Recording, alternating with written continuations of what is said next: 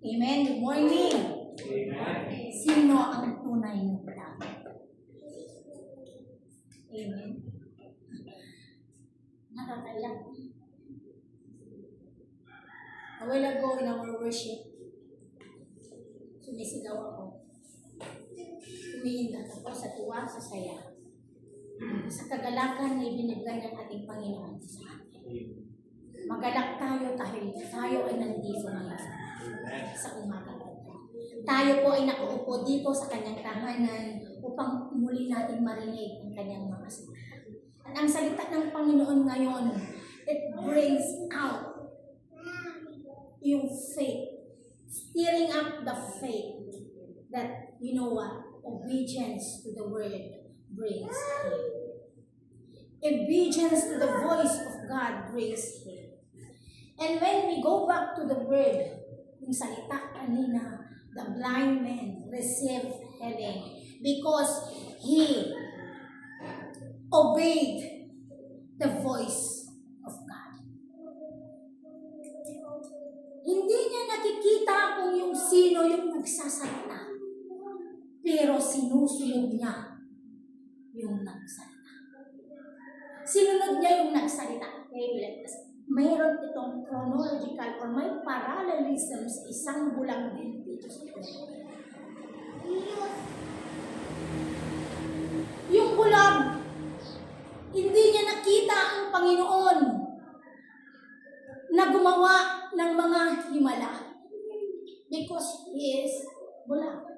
Hindi niya nakita yung mga ginawa ng Panginoon during the stint of His ministry. Hindi nakita ng bulag na to kung paano gumawa ng himala ang Panginoon. But still, even na hindi niya nakita yung mga himala, nagkaroon ng pananampalataya sa kanyang puso. And when he received the voice, the command, ginawa niya. Because alam niya, boses ito ng Panginoon. Ang nagsasabi sa akin ay anak ng Diyos. Kaya ginawa niya yung ipinapagawa ng Panginoon. There is the faith. Ito ang nagsasalita sa akin ngayon. Ang nag-uutos sa akin ngayon ay anak ng Diyos. Kaya pumunta siya doon. Doon sa may, ano yung verse na yun sa Leviticus? Sino? Ikaw kaya ngayon, tayo ngayon na nakaupo dito, sasabihin ng Panginoon ang isang imposibleng bagay, susunod ba tayo? Susunod. Pumunta ka sa deposito ng tubig sa silong, sabi ng Panginoon. The bulag never asked anything. Sabi na, Lord, paano ako pupunta? Wala akong makikita. Hindi ako makakita. Sige. Meron bang reklamo? Buhatin mo ako, Lord, sinabi ko niya. Pumunta ka sa deposito ng tubig sa silo at maghinamos ka roon. Sino itong nag-uutos sa akin? Ang tagal ko nang nakaupo dito, bulag ako mula pa noon. But he never said anything because he knows the voice. Bulag man ako, pero alam ko, ang nag-uutos sa akin ngayon ay Diyos. Amen? Kaya, his obedience brings his sight. Nagkaroon siya ng paningin. Go back to one verse sa salita sa Mark 10 verse 46. Isa rin itong bulag, mga kapatid. Si blind Bartimaeus. Tingnan niyo, ang nag-usap dito sa bulag na ito, ang nagputos dito sa bulag na ito, sa isang yung kwento ng isang bulag ay ang Panginoon. Eto naman! Si Si Bartolomeo naman, sabi niya, then they came to Jericho as Jesus and his disciples together with a large crowd were leaving the city. A blind man, Bartolomeo, which means son of Timaeus, was sitting by the roadside begging. Praise God, hallelujah.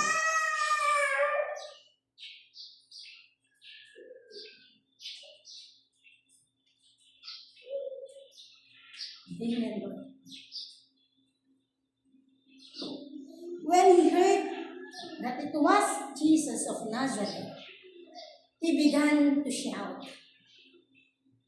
Jesus, Son of David, have mercy on me. He is blind.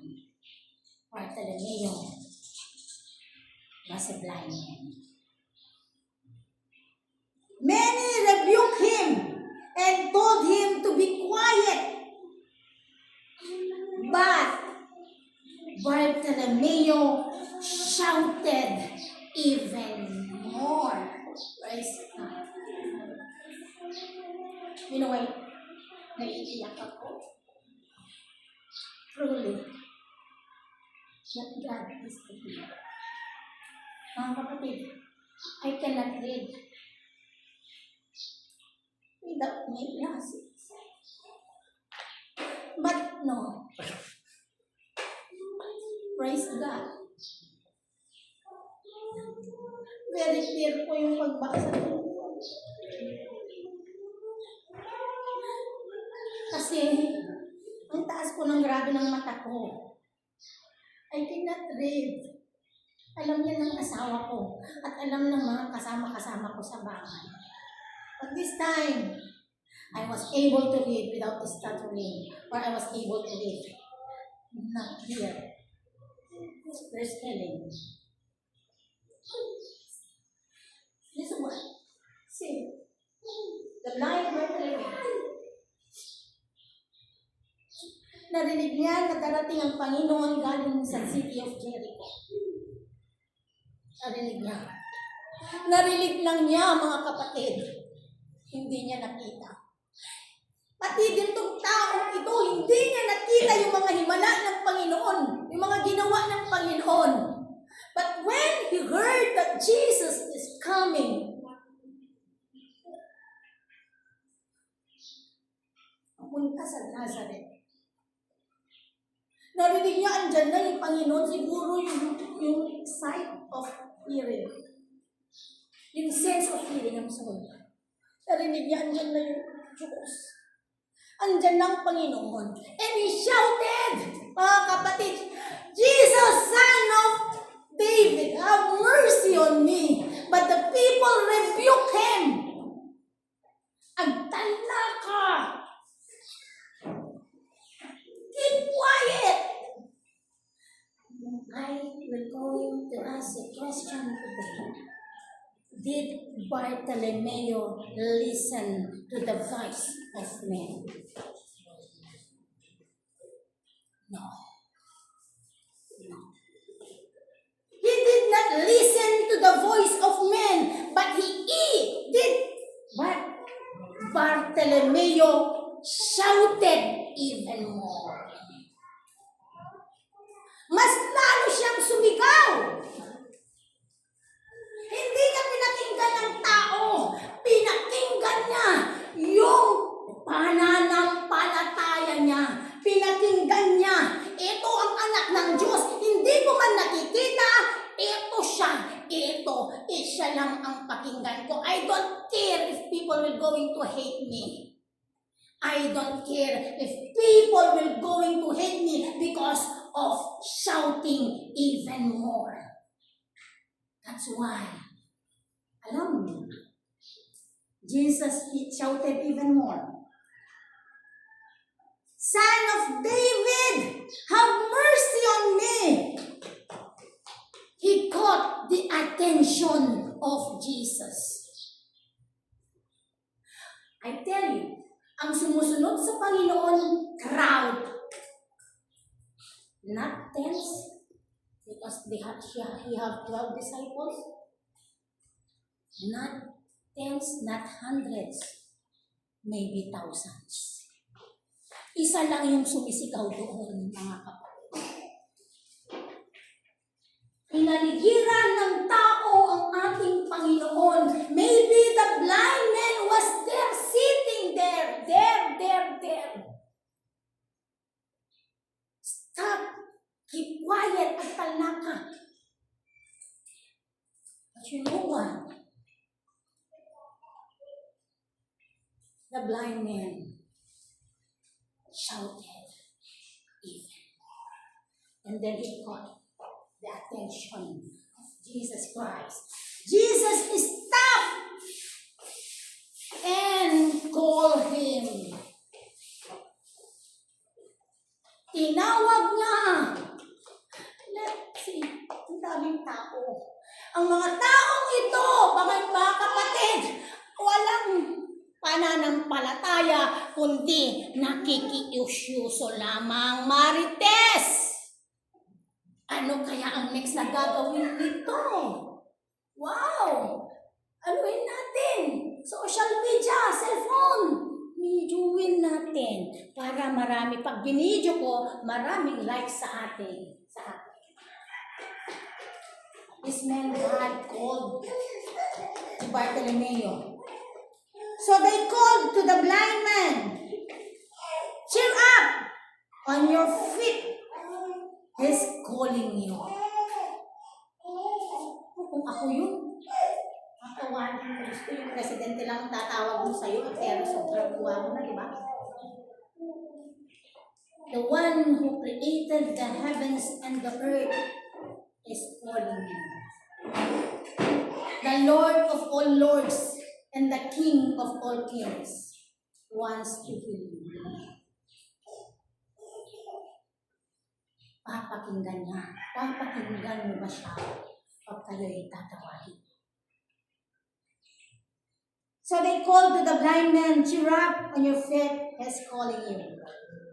Throwing his cloak aside, he jumped to his feet and come to Jesus. Oh my God, wala siyang pakialam. Gusto ko, padamdaman, naglag ko na padamdaman. Ganyan yung tao na mapanak, sumulot ang pinaapo, nagbali ng born again, abo nakababae, nakakahiya. Pag sumunod ako, pag maghawak ako ng Bible, nakakahiya. Anong sasabihin ng tao?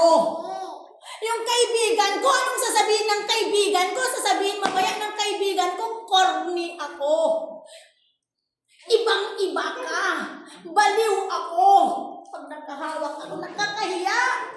Pero ito, he jumped for joy because the one who is calling him is the creator of the heavens and the earth. What do you want me to do for you? Tingnan niyo.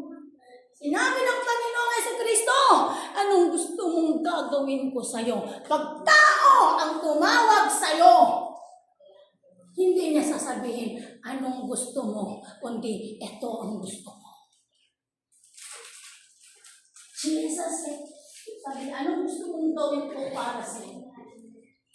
Anong gusto mong gawin ko? And then, the blind man said, Rabbi, I want to see. Nothing, Lord. Nothing. I just want to see. Gusto ko lang makakita.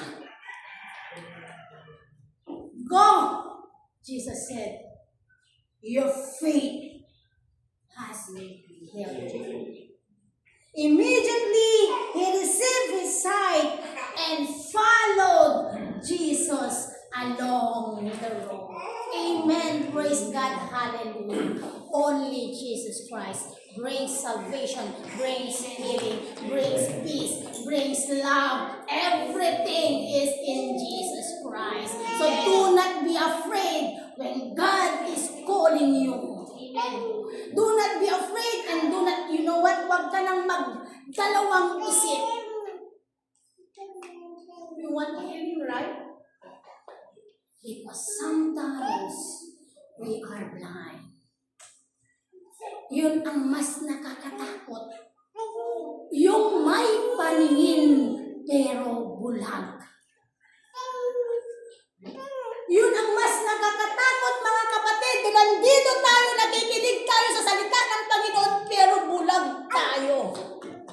Dahil ayaw nating sumunod sa salita ng Diyos. Madami, mga kapatid, na they are calling themselves Christian, but they are blind enough. We are blind enough. We want the miracle before we will going to believe. Our faith is like this. Show me, Lord, and I will believe. But through faith, Lord, I believe, even I did not. Kahit hindi ko pa nakikita ang kahihinatnan, Lord, I believe and trust you. Kahit hindi ko pa nakikita, Panginoon. Mga kapatid, huwag tayong maging bulag. You know what? The Pharisees, yung mga nagbabasa, the Pharisees demand for miracles. They demand miracles to Jesus Christ. Okay, kung ikaw talaga ang anak ng Diyos, magpakita ka ng milagro sa amin. Sa ngayon, sabi niya. You know who are the Pharisees? The teachers of the law. The one who studied the Word of God. Walang pinagkaiba sa mga Kristiyano. They are also so-called Christians. They demand for miracles. Lord, show us miracles so that we believe that you are the Son of God. Nagpakita ang gilas ba ang Panginoon? Hindi, mga kapatid. Hindi nagpakita ang gilas ang Panginoon. You know what? He turned his back and left home. He left this people. Mga kapatid, huwag nating hayaan ng Panginoon na tatalikod sa atin dahil mali yung pananampalataya natin. Believe and you will see. Believe first and you will see the signs and miracles that God wants you to see.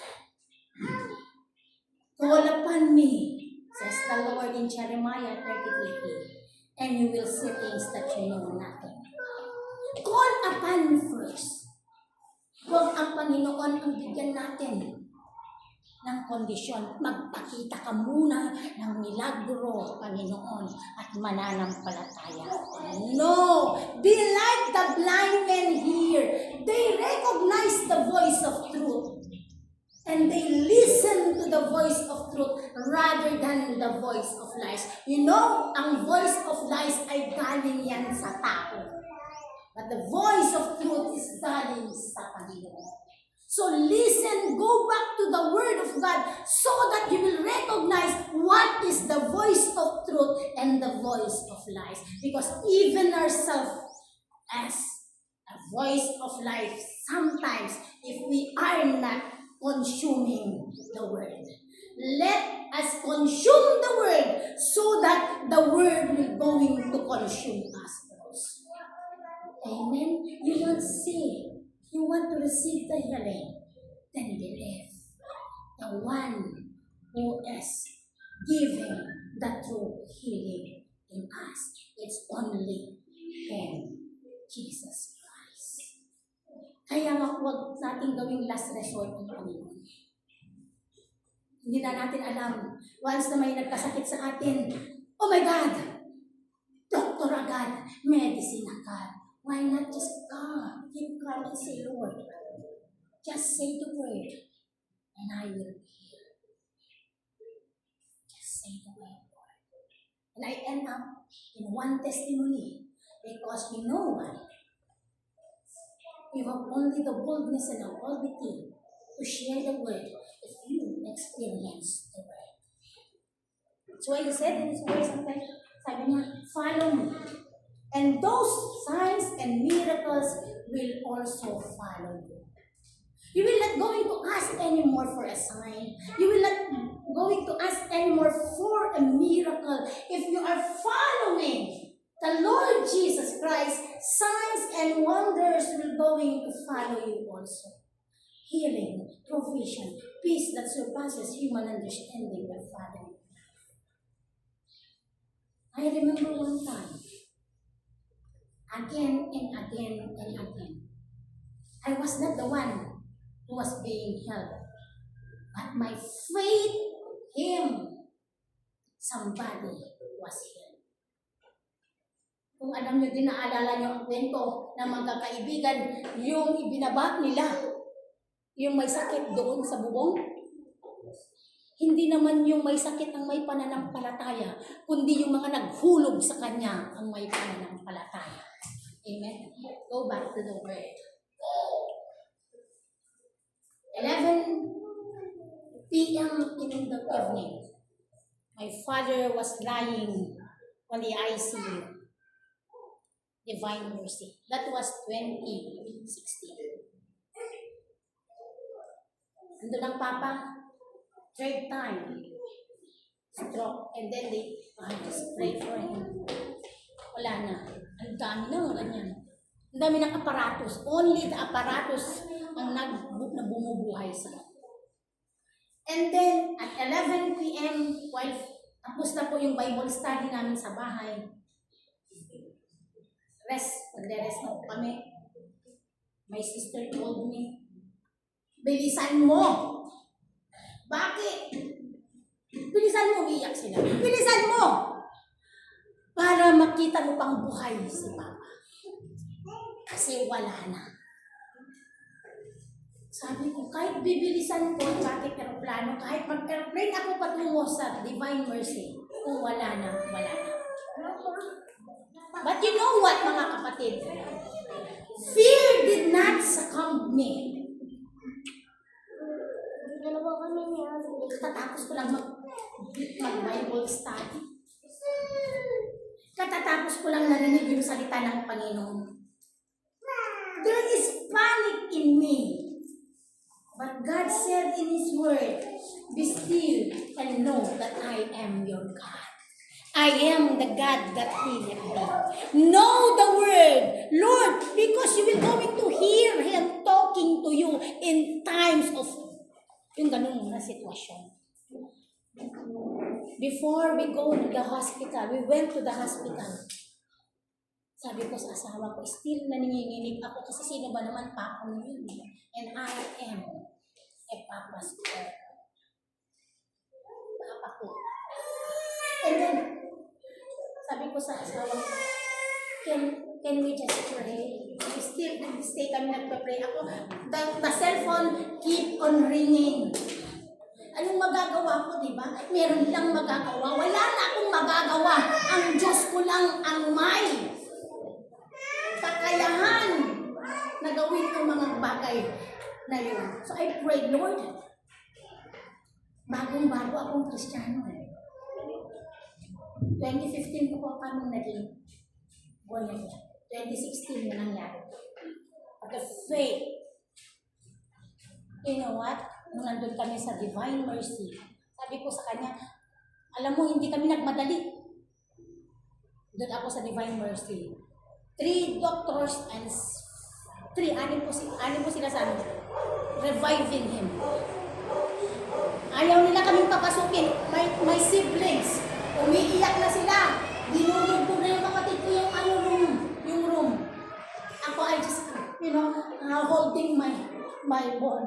Nagbabasa ako, Lord, sabi ko, hindi ko kaya.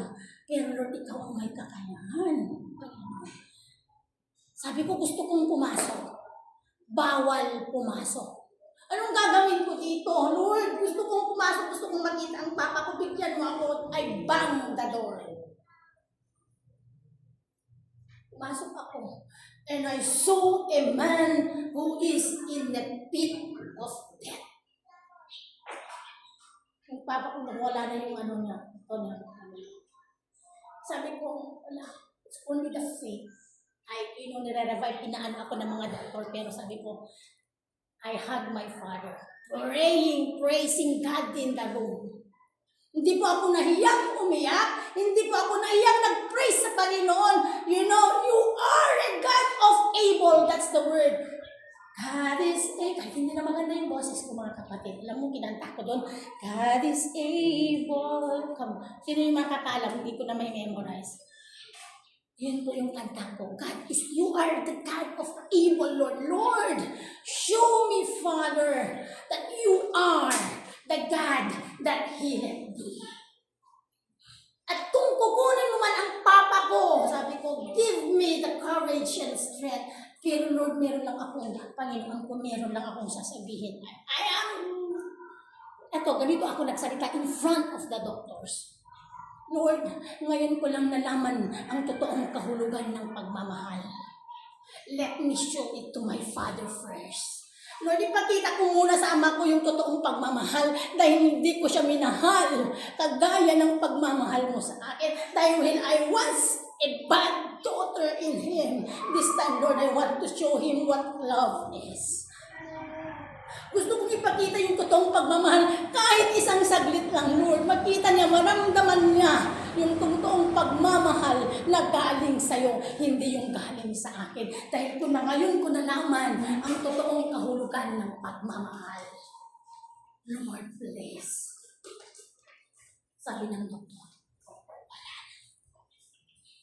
the voice of lies. But God said, He is healed. Yung papa ko, yung aparatos ng machine, nandun. Yung ganyan, nagganyan ko na.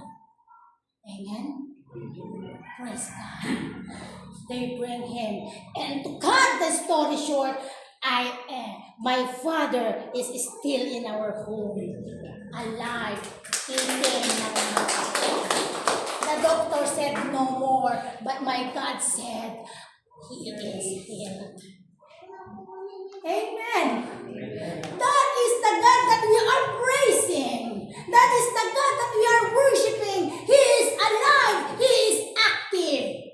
Move so that God will also move in our life.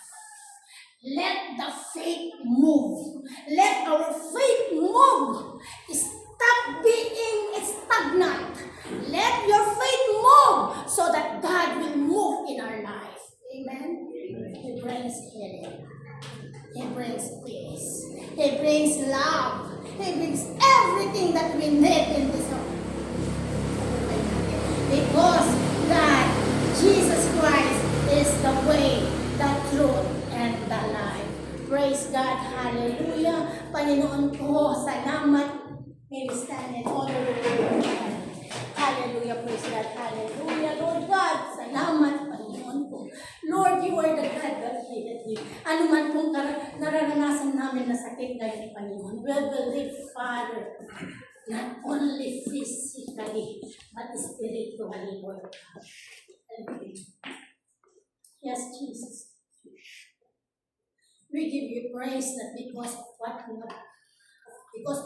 have, done.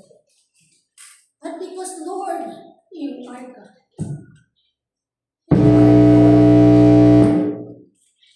You are holy. You are righteous, Father. And thank you, Father. Thank you for the Holy Spirit today that is hovering in this place. Lord, we want to bring healing today. May we open our hearts, Father. Whatever diseases and sicknesses that we have today. Lord, just like Bartholomew, Father, Jesus, Son of David, have mercy on us, Lord. Lord, I am blind, but now I want to see the truth in you.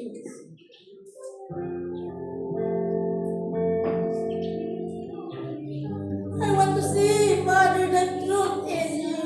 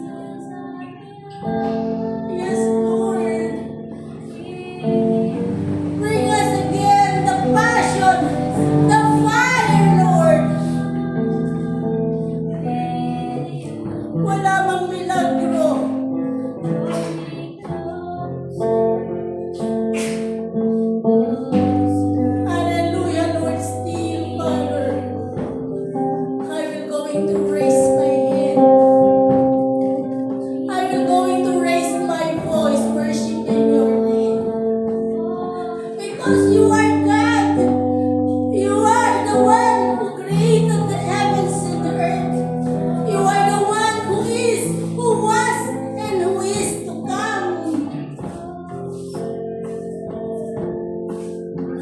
Yes, Lord God. Thank you for today that we heard your voice.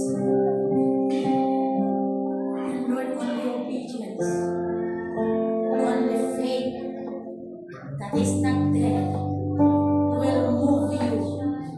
Hallelujah. To bring miracles and wonders and signs to my life. Thank you, Jesus. And Lord, we continue to worship you through songs, Lord. We continue to lift our voice, singing unto your name.